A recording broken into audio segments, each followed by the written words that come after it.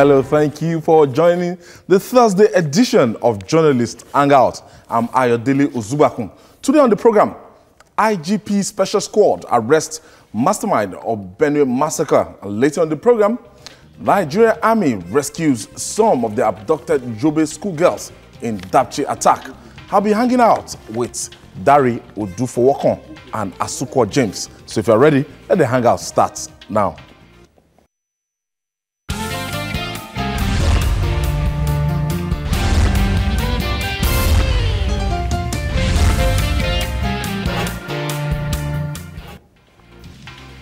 Welcome back. It is reputed to be the leader of the cold-blooded herdsmen gang that totally massacred Benue residents.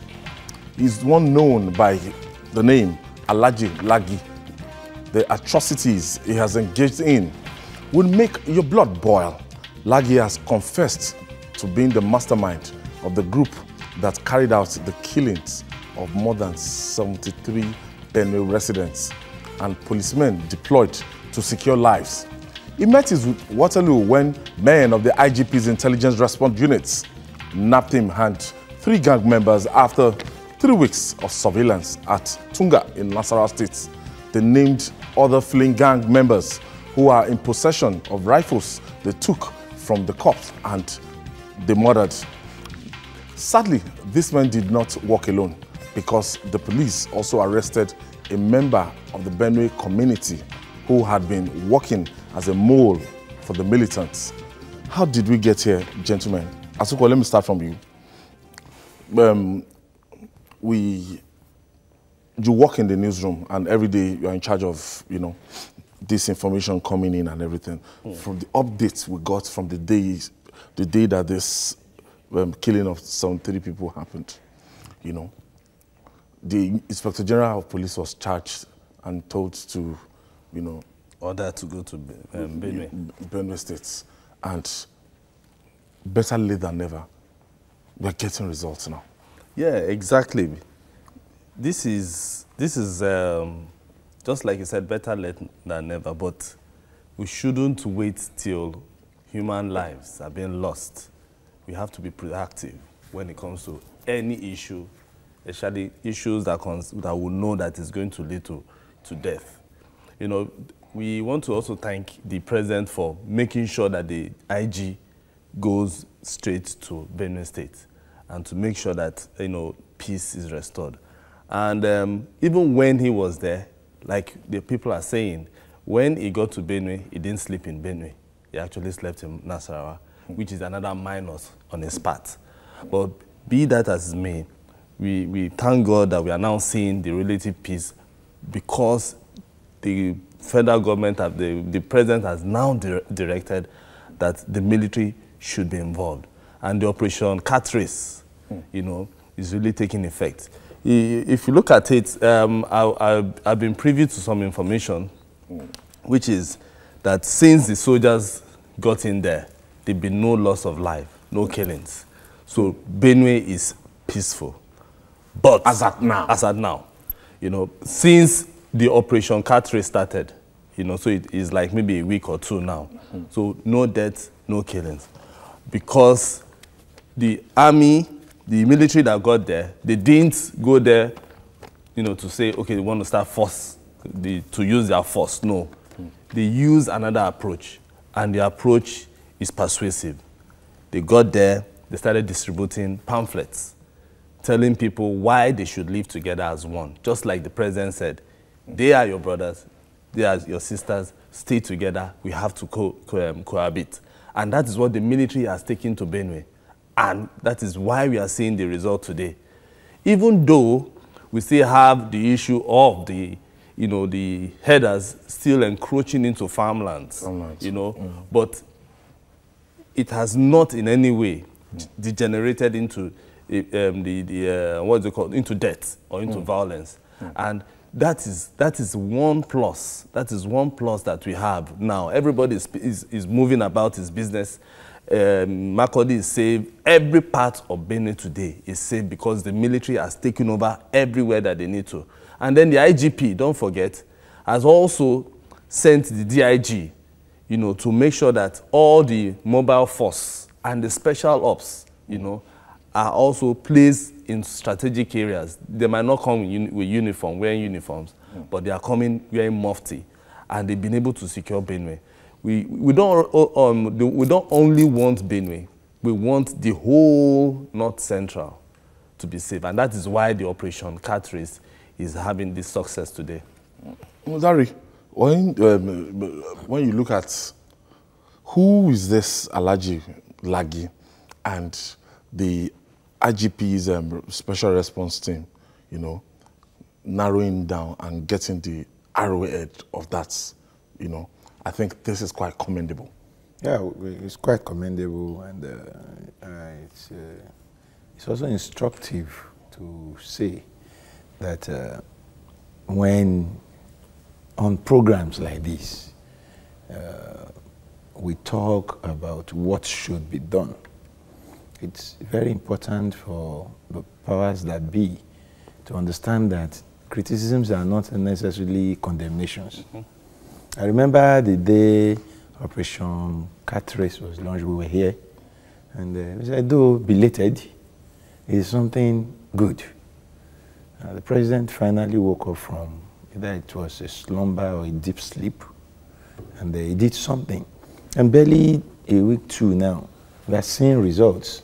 It simply shows that if we have, done this earlier, we could have probably been able to nip these fatal developments in the bud long before they became this bad. And that's exactly what we have been saying. It's teach in time, they say saves nine. And now, the operatives have not only been able to restore peace to some parts of Benue State, I would want to say some parts, because up to yesterday, there were still issues about clashes, issues about villagers deserting their locations out of fear. Yes, we've not heard of any deaths, but I want to say that such areas where we are still getting this kind of information, the dragnet should be spread to those areas to ensure that... What would be the motive for this man to lead the squad to kill 73 I'm coming to the man. The police or the operatives now, our security operatives, have once again shown that when they want to work, they either know how to work or they know how to go about, getting results. The Alhaji Lagi has not only been arrested, he has made confessional statements, indicting other people, showing that there are sponsors. So this man is just one bloodthirsty individual who has made himself available, you see, available for those who want to engage in the business of killing others for whatever reason. You round up some people and you went out to kill 73 of fellow human beings. It shows the deep-rooted animalistic tendencies of characters like this. And as long as we allow people like this to, move around freely. And there are so many of them like this. That's exactly. This is just one. There are many Alhaji Lagis in Benue, in Nasarawa, in Plateau, in Kaduna, who, by the time you will understand, you will keep talking. You will discover that it is this deep-rooted ethnic hatred that is behind this kind of characters and attitudes that made him not to understand the fact that he's taking human lives and not chicken lives. However, while we are thanking the military operatives for this breakthrough, it is to also tell them that this is just the beginning. Benue used to be one of the most peaceful parts of this country. For this to have happened consistently, non-stop, since December till now, it shows that we have lost some of our peace and we must work very, very hard, to get this back. I thank Mr. President for listening to us. I thank him for, like I said back then, I said his body language perhaps is encouraging these killings. He should change his body language or the perfume he's using. He has just done that. And then we are seeing results. So perhaps he should use more of the new perfume and let's get more results. But a lot of Nigerians are saying that, at the initial stage, you know, the vibes coming from the presidency, the vibes coming from the villa, we didn't get to hear all these 10 statements. But in the last 1 month, Mr. President went to Nasarawa and condemned this, you know, dastardly act. And it was so strong, and he has followed his words with action by deploying soldiers and everything. So will it be, you know, what did you think was responsible for the slow response at the initial stage? Maybe the president was trying to get all the information. Ayo. Okay. See, there was a book I was reading. I think it's Sheikh Adeniyi's book. Let me tell you, it is not everything. The president might be there. He might have all the security agencies under him. But it is what he wants to hear that he will hear. He might read the newspapers, and they might even tell him, look at all the papers. They will look at the newspaper that will favor him, that he wants to read. So it is only when the president, you know, gets the accurate information, that is when he can now direct the security agencies. So it might be very slow, and which is what so many people argue about. Is aging, forget. So he shouldn't act the way that we are acting now. So the time he will get those information, the time he will process the information, he will also ask questions. He might not call the governor. He might call the security chiefs around him and say, okay, what and what is happening in Benue? How true is it that they are killing?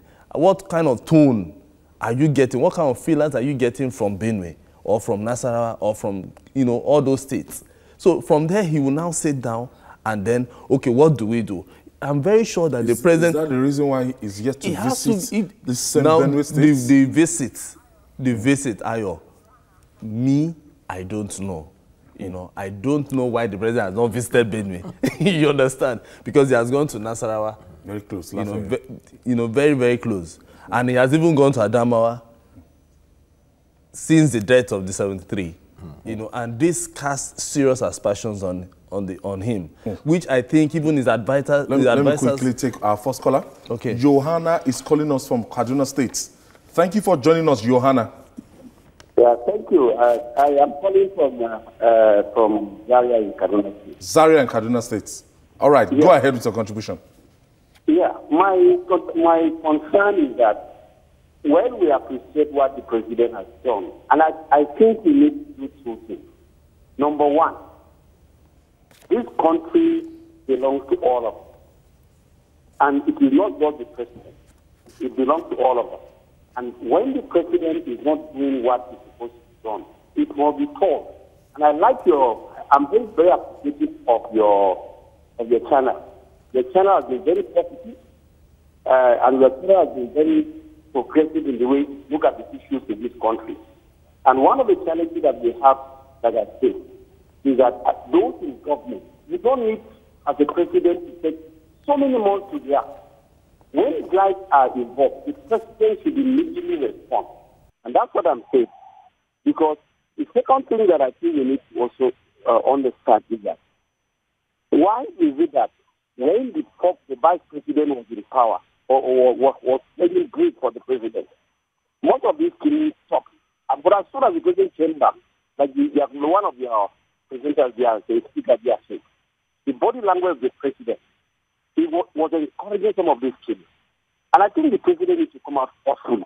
You know, the president, we campaigned for him, we supported him, but if you go out of Nigeria today to ask people are not happy with the president. Because Thank you for your contribution, Johanna. Well, you know, just like we said, you know, the president's body language most times shows as if he's in support. But I'm very sure deep down within the president, he has said it can't be. It can't be in support of killings.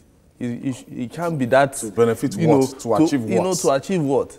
You know, just like Goodluck Jonathan said that no blood, you know, is worth dying for him.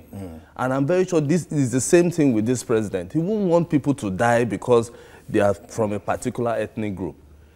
All I know and I believe is that the president might not be getting, for him to have that slow response and for him not to have gone to Benue, there might have been some information he would have gotten. But be that as it may, if I am in his cabinet, I would always chip into the presidency and say, Mr. President, you have not gone to Benue. Mr. President, you have not gone to Benue.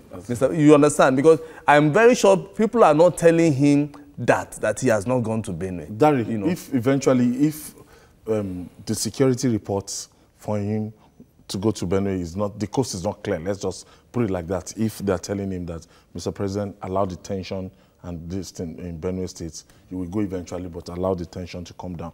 Do you think? It simply means by now we should be telling everybody in Benue to evacuate. If Mr. President will get a security report that will say... I don't know. I'm not saying that as we are, yes, we are just we are assuming. Exactly. We are assuming that 73 people were killed and Mr. President have not visited. If it is because of a security report, then by now I would want to tell the governor that nobody is safe in Benue again. However, that's not the situation. People are still living in Benue. People work in Benue. There are government officials moving around. Okay, in that same, I have somebody from Benue State calling us. His name is Boniface. Thank you for joining us, Boniface. Yeah, good evening, sir. Good evening. Yeah, thank you very so much for your program. So instructive and straight to the point. I commend you for your program. I want to comment on two things. All right, quickly do that. Yes, right now as I'm talking to you, the military is doing a very good job, but there is one place, spot in Benue State, precisely the place is known as Agashia. It's in Guma local government area of Benue State, very close to Makodi. The people there are still experiencing some attacks, though not at a high magnitude, but most of them have replaced nights almost on a daily basis, as I'm talking to you now. Yeah.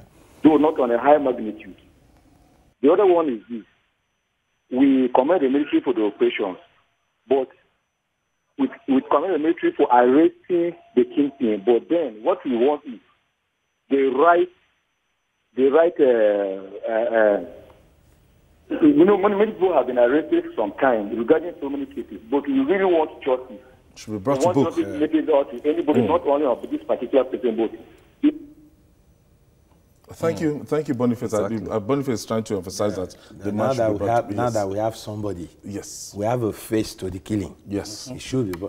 You see, there is no better thing we can do now than a speedy trial. And not just the usual Nigerian slow and steady. A speedy trial of this character has been nabbed for these killings, and a punishment that will serve as deterrent. I mean, a punishment, serious enough to deter others from following this. Because until such a time when we are able to show people that no matter how highly placed you are, no matter who your backers are, if you do these things and we get you, you will be punished, and severely too. It is until then we'll be able to stop this kind of mindless killings. We're talking about Mr. President not visiting Benue. Sincerely, I want to believe whatever his reasons are, those reasons have not been fair to the people of Benue. I want to believe that he will have a change of mind. Going to Benue can never be too late. Going to Benue for Mr. President can never be too late, and he needs to go. However, too, either he has been to Benue or not, if we have been seeing this kind of results, I wouldn't be bothered about his going there. He's not the IGP. Neither is he the Chief of Army Staff. And that's the essence of... A lot of people are just talking about the compassionate side. It is simply because we were not seeing results. If immediately it happened, this character Lagi had been arrested, and he's been, the killings have been stopped immediately. Nobody will talk about whether the president's going will have just been to commiserate.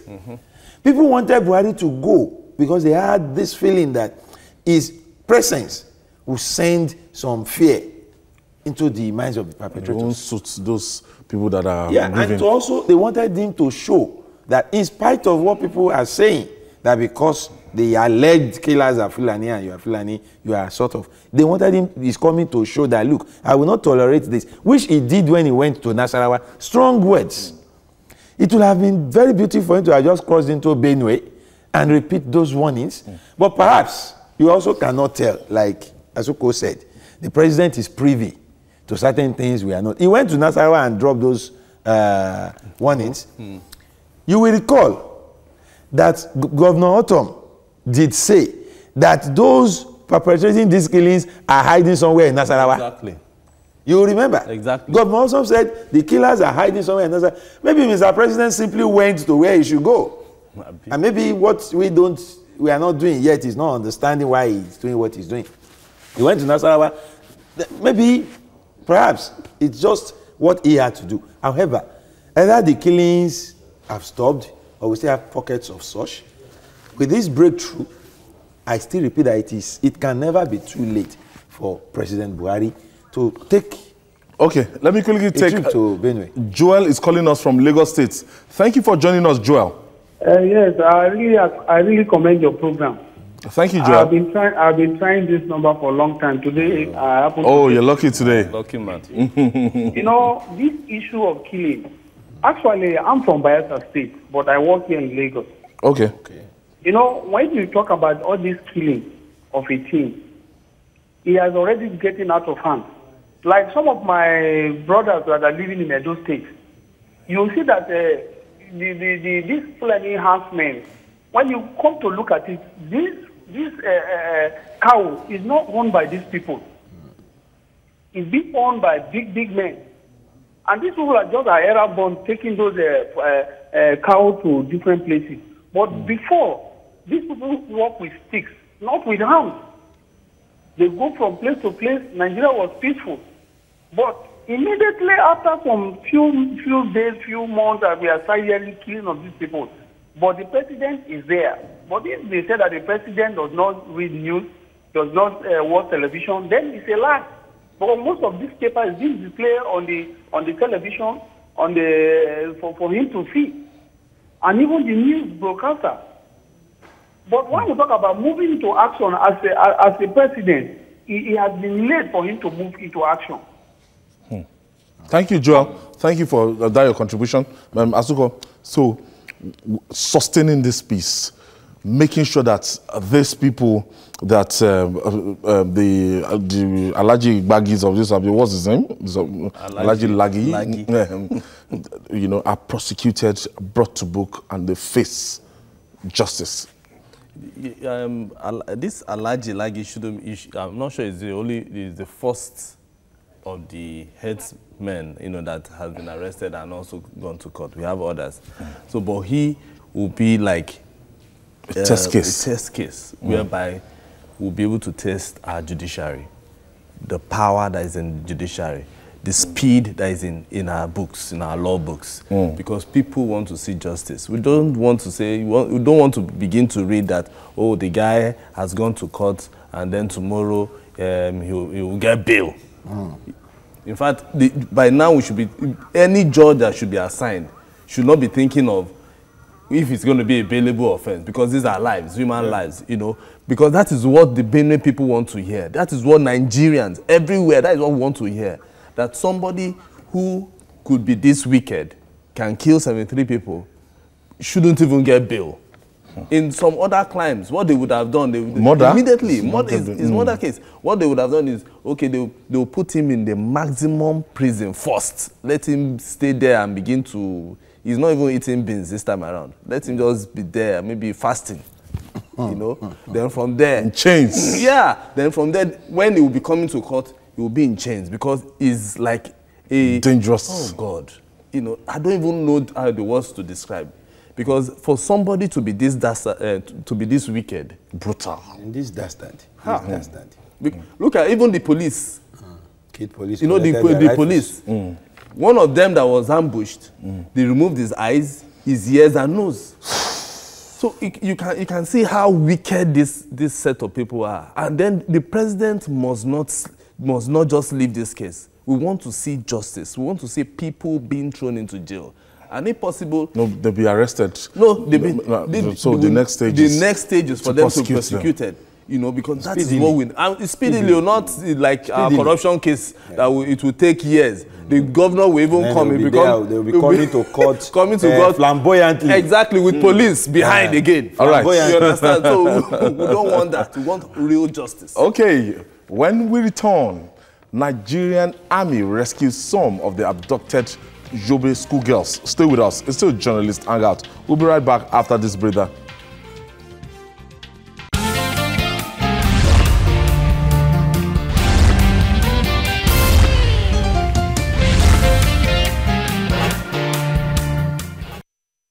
Welcome back. This is Journalist Hangout, reaching you live from Television Continental here in Lagos, Nigeria. And our last take on this, gentlemen, the Inspector General of Police Special Squad, that's the one led by SCP Abakari, result-oriented guys from Lagos to anywhere in the country. They've lost. I follow him on Facebook. Sometimes a couple of guys in that team, but resilient, and they get results. Yeah. Well, I think we must continue to praise this team, not just in tackling this herdsmen killing thing, even in other aspects of deadly national kidnappers, security. The team led by Abakari has proven to be meticulous, resilient, and determined. And we thank them. And they are being, involved in this now is giving some hope. And we are seeing results. These kind of dangerous criminals. And they have been able to once again prove that they have what it takes. However, because, like you said, I also follow him on Facebook, they also get to lose some of their men. So we must reinforce them. We must equip them, encourage them in every way possible in such manner that they will continue with this task. National security is at risk if we continue to have these pockets of killings. And that's one thing the presidency must know. We are also in a democracy where the people's voice matters. So if people continue to see and live with this kind of scenarios, obviously they will lose confidence in the ability of government to protect their life. And one major assignment of any government is to protect the life and property of the people. So we are happy with this. However, I also want the presidency, or will it be the IG now, to make a categorical statement on the bearing of arms by herdsmen. Okay. A categorical statement. Asuko, your last take on this? Yeah, like Dari said, we commend the Inspector General's intelligence response team. They've been doing wonderfully well, and for me, I would say I hope that team, any member of that team is fully insured. You know, they are fully insured, whereby even their families will enjoy, and their children, when they grow up, they should be proud of their dad. When they, because of the dangerous job that they undertake. And then I also want to talk about the Benue State and the Nasarawa State governor. They are from APC. They have to find a way. Now that we've seen the principal suspects, they must find a way to come together and have peace and make sure that there's peace around that area. Okay, moving on now. When Boko Haram invaded Dapchi in Yobe State on Monday night, many Nigerians worried about the safety of female students of the Government Girls Science Technical College. They were right to worry because it sparked fears of a repeat of the Chibok abduction. But the state government assured that no schoolgirl was abducted by the terrorists in Dapchi. On Tuesday, we learned this information was false. Out of 926 students, a good number of them are still unaccounted for. More than 50 parents and guardians went to school to demand information about their words. On Wednesday, news broke that the Nigerian Army has rescued some of the missing Dapchi schoolgirls, but no detail was given. That piece of information came from the Yobe State government, but the military is yet to release any statement. But if the girls were not abducted, who were rescued? Series of conflicting pieces of information. How do we make sense for all this? And I think my Yobe State correspondent is on the line to just give us the true state of things. Let us now take a quick break. When we come back, our Yobe State correspondent, Michael Oshoma, will join us via telephone.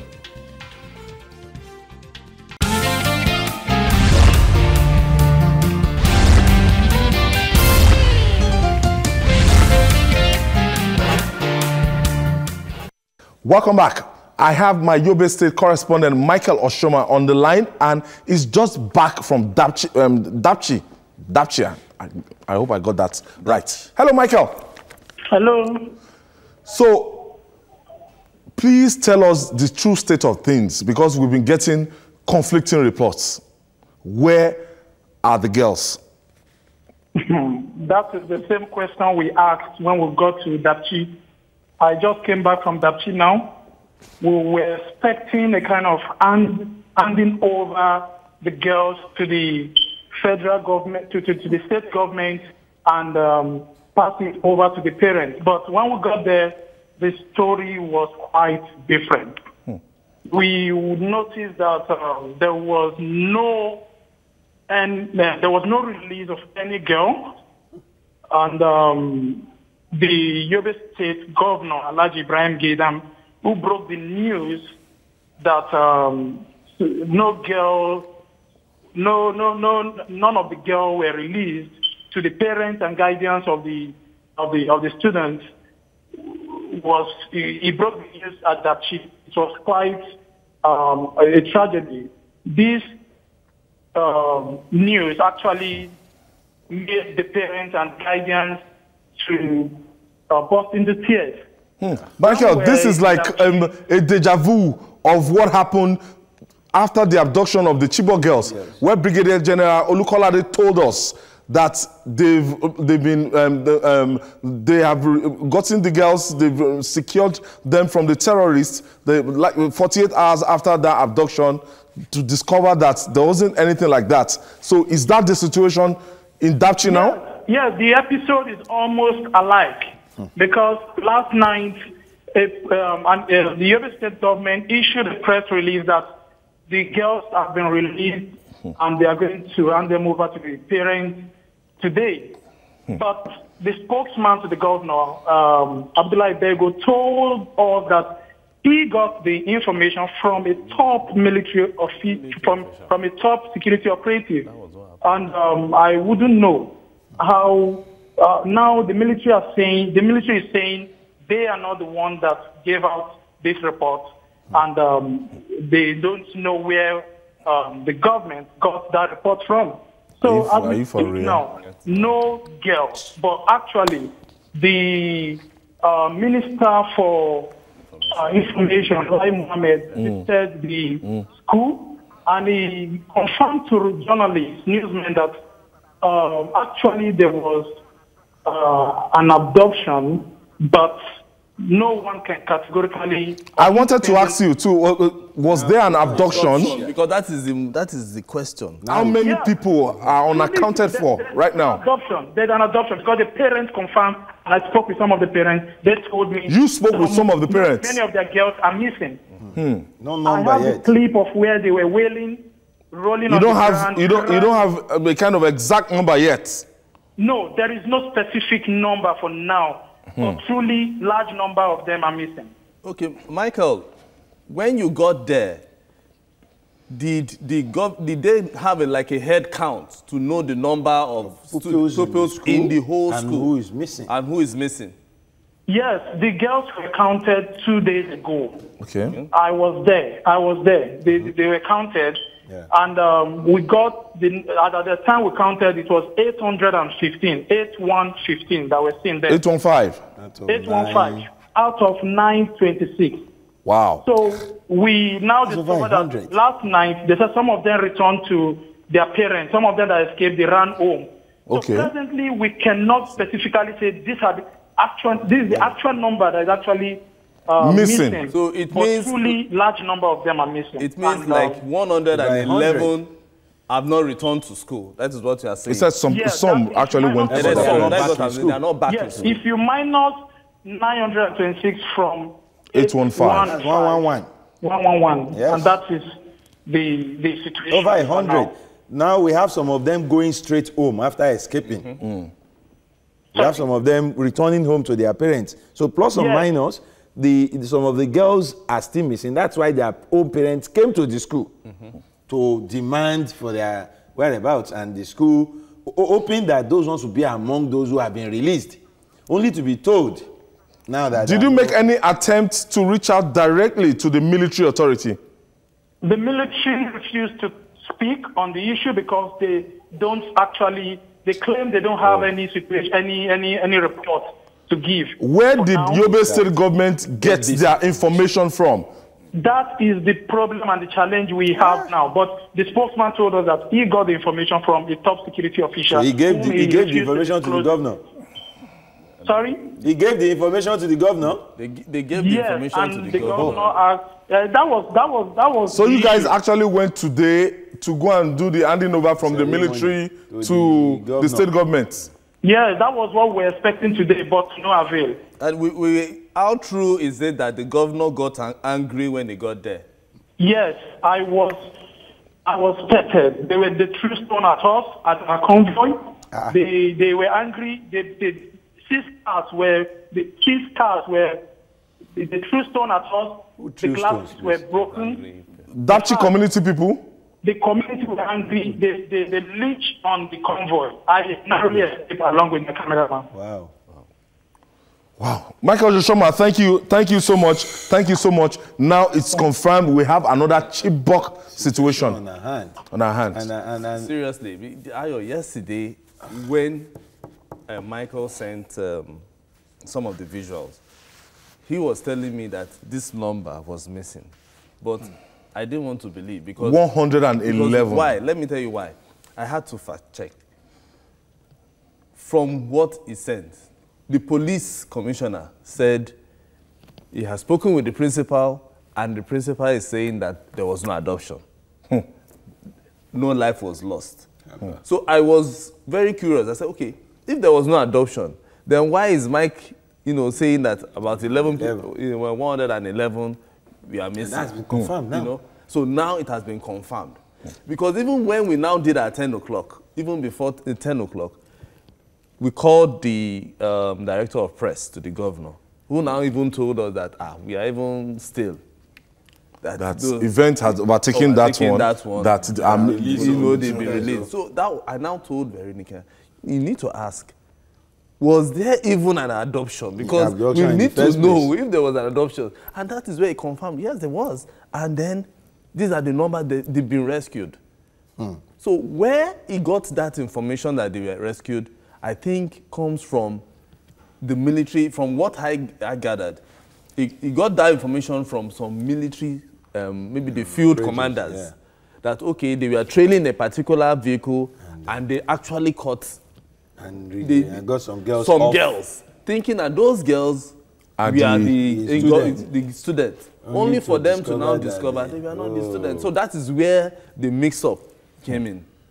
And it took the military, because the principal also, when this happened and everybody started scampering for their lives and all, the principal called the commander and it took them 3 hours to get to that school.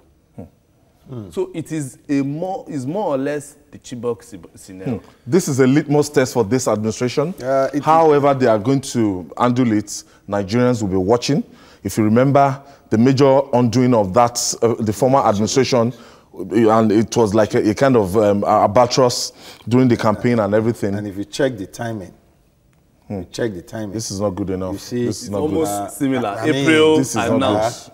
You see, it is sad on many fronts that this happened again. If it took the soldiers 3 hours to get to Dapchi, it means here is a very interior part of the state, where we have a government school Yobe is one of the very volatile states. Yeah. As far as Boko Haram. Yes, yes. Adamawa, Yobe, and Borno states. And we left that school unmanned, unprotected. At a time when the Boko Haram insurgency wasn't, it was not over. It is the fallout of our overzealousness. As a nation, the overzealousness of the government, the overzealousness of the security operatives. Where we mount the defeat, we started categorizing defeat. Technically defeated, totally defeated, partially defeated.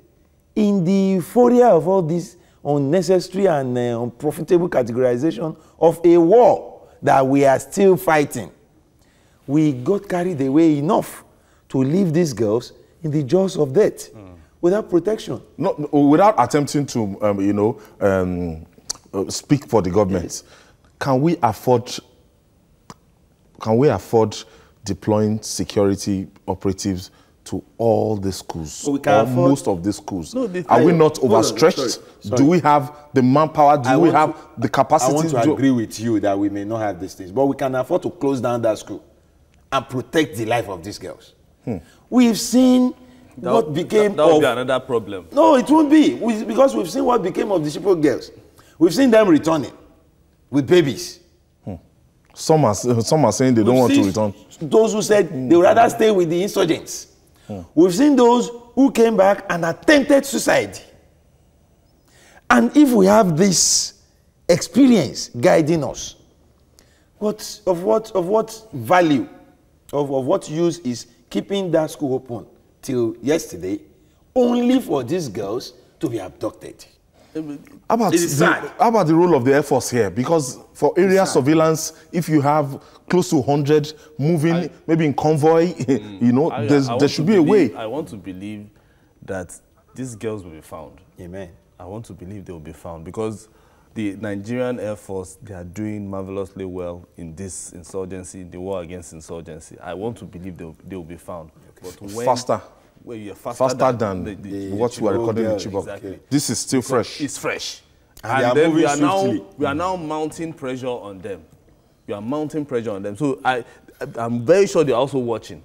Because this Dapchi is the only town in Yobe that has not been attacked by Boko Haram. And we left it unprotected. And they left it unprotected. That's an indictment. Okay, let me take Adetoru. Adetoru is calling us from Lagos.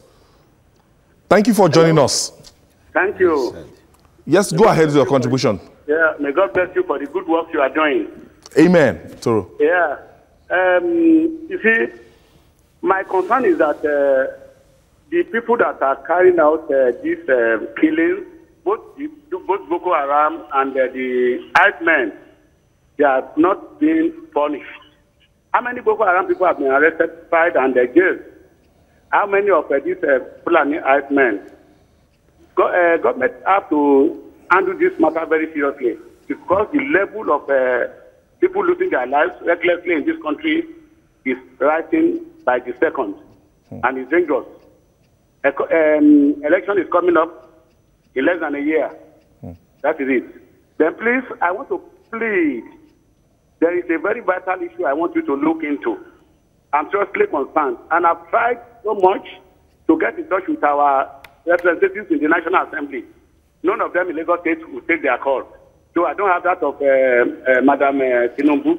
I don't have. We'll talk about talk with my producer. My producer will attend to that so that let's concentrate on what we are discussing right now: the abduction of these Yobe schoolgirls.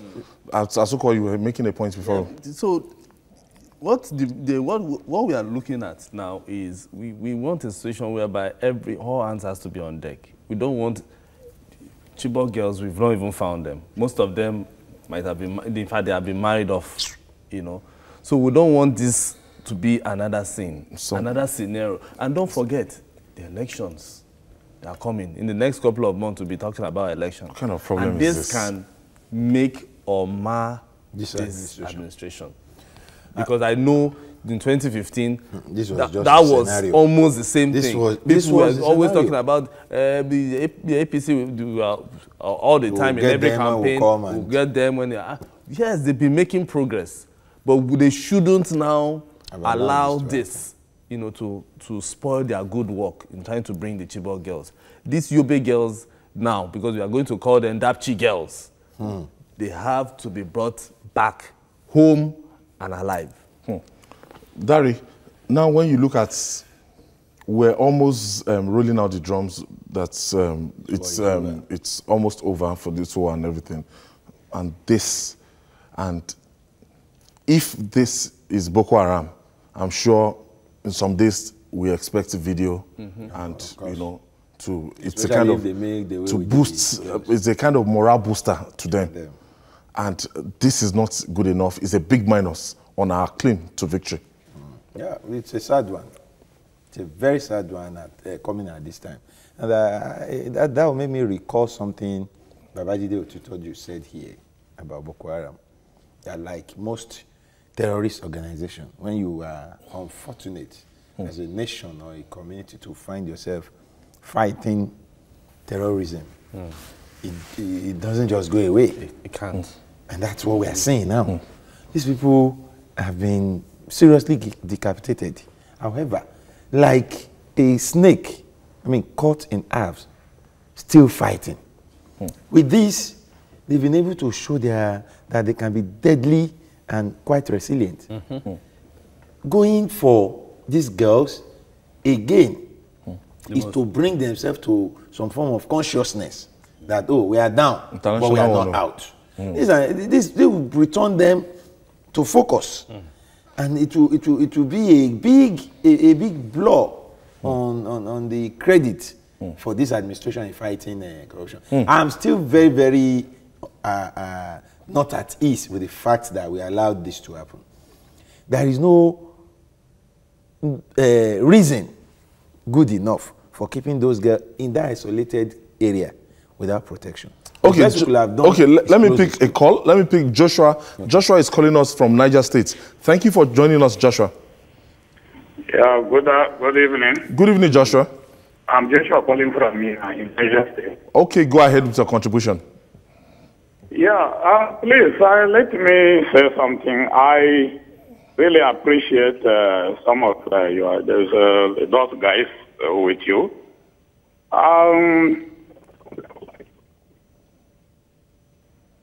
Hello? Hello? Is Josh still there? I think it's the network. I think it's the network. So, as I was saying, leaving them unprotected is bad. But what has happened now is an eye-opener.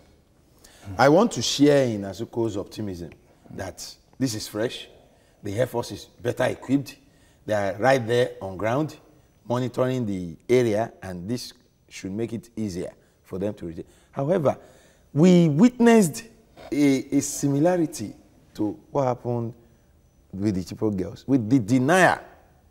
The denials we got at the initial stage. That's not good enough. Are they kidnapped? Are people missing? No, nobody is missing. When you are here, trying to save his job. To save his job. These denials will only buy time for these criminals. And that's what has happened. Rather than immediately admit that, people are missing, and the reporters on ground there probably will have made calls, or then we will have made noise on national TV. This will bring us to the problem we have with data. Now, it's a school. By now, I expect the pictures of those girls. Everywhere. Their names and everything to be, everywhere. And surveillance to be on and everything. We have a problem in national identity. We don't know who is dying, we don't have, a lot of things. At times like this, we miss that. For us to get there. Have you gone to the national, to get your national ID card? Till today, we are still using, when did we even do the registration? Some many years back. We are using, it's still the slip. It's slip. Most of us are still holding the slip up to today. And then there are even talks about that being cancelled. Cancelled for another one too. You understand? So we are paying the price. We are paying the price of not doing what we are supposed to do years back. Okay, let me quickly take Victor. Victor is calling us from Edo State. Thank you, Victor. Thank you for joining us. Hello? Yes. Hello, Victor. Yes, Victor from Benin. Benin. How is Benin, Victor? Benin is fine. All right. Go ahead with your contribution. Yeah, what I have come to understand in Nigeria is that we do not put value in human life. Exactly. We take human life as we take goat and chicken. Oh, no. Any government that do not place value on human life, that government is not fit to be a government. People running those governments, they are not fit to run a government. You see, and secondly, we play politics with everything. We play politics with everything. We are looking at Boko Haram or whatever insurgency is going on. We use so many names and English to analyze it. We have technically defeated them. We have done this, we have done that, but these people are still ravaging the country, killing people, kidnapping. And because of the politics we are playing with it, we are not seriously handling the matter. Now, my concern is that this thing is spreading, and we are on a false belief that these people have been defeated, and yet people have been kidnapped. So what is the way forward? The way forward is that the government should own up, tell the country the truth, then ask for help. Anyone who Thank you, Victor. Thank you, Victor. Our time is fast spent. Yes, Victor said something now. We need communication. Exactly. We need to hear from the military. Did you recover any of the girls? What happened? Yobe State government, we need to hear. Even the federal government should step in at this stage. In this early stage. Yobe State government, they are trying to, prepare, send another press release, So we are waiting for it because I think we should use this opportunity to ask the military authorities not to waste time. The minister visited, he said something. Now we want clarification. They should not wait. I hope they are not waiting for the presidential orders. To tell us what happened. Yobe is part of the Operation Lafia doing part of the state. So they should be able to use the arsenal that they have and move immediately. So this one is not presidential order. They already have what they need. We need those girls immediately. All right, we leave it there. I want to thank you, Asuko James. Thank you for being part of it. Thank you for your brilliant contribution. Thank you, Dari. And that's it on Journalist Hangout today. Join us tomorrow for another interesting episode of the program. You can always watch the repeat tonight. You can also watch Journalist Hangout on our other platforms showing on the screen.